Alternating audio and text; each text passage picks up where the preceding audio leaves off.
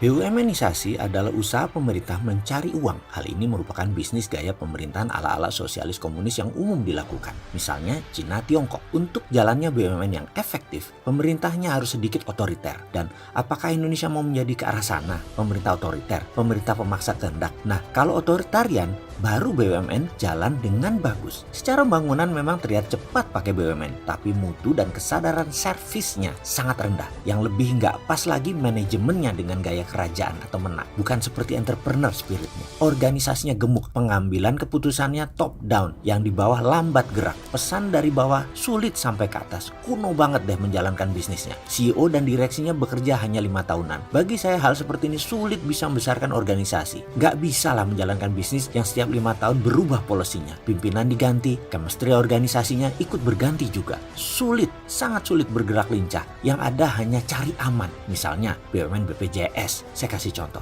Ganti pemimpin, ganti gaya. Ganti style laporan, ganti corporate action. Gak bisa begitu bisnis itu. Dan bleeding to BPJS. Juga Garuda, juga Pertamina. Lalu pertanyaannya, shareholder BUMN diwakili siapa? Kepemilikan itu menentukan sense of belonging. Kalau jawabannya rakyat Indonesia, rakyat sebelah mana? Orang BUMN sekarang menganggap rakyat Indonesia adalah pasar. Dikuras asetnya, dikeduk tenaganya. Terus misalnya dari 116 BUMN ditambah dengan anak usahanya semuanya kira-kira ada 800. Itu asetnya hanya 3.500 triliun rupiah. Dan ini senilai US dollar kira-kira 250 billion. Dibandingkan dengan satu perusahaan GE, General Electric, sudah jauh ketinggalan. Aset GE dan market capitalization-nya GE sekitar 500 billion US dollar. Dibandingkan Apple Incorporated mencapai 1000 billion US dollar atau 1 triliun dolar. Dan mereka hanya dipimpin seorang CEO, bukan menteri dengan perangkat departemennya. Bingung saya kalau urusan begini. BUMN Indonesia dibanding akumulasi jumlah beberapa grup, misalnya Sinarmas Group, Salim Group, Jarum Group, itu hampir sama market cap-nya. Ini sisi lokal loh, bukan sisi swasta negara lain. Jauh. Untuk itu, saya mau kasih solusi. Sebenarnya untuk membesarkan ekonomi sebuah negara itu gampang. Distribusi kekayaan ke swasta,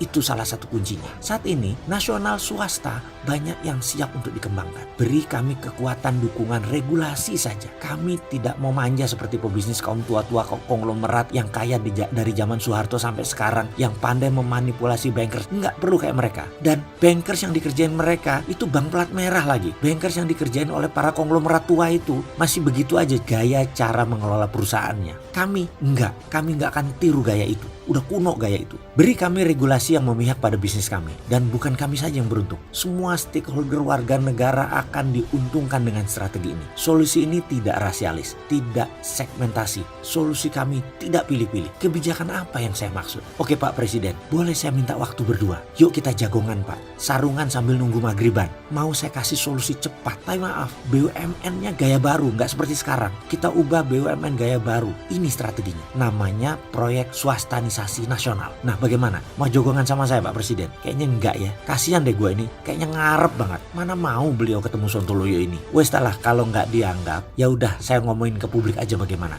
Jangan dibilang saya ini pengkritik nggak pakai solusi. Enggak loh ya.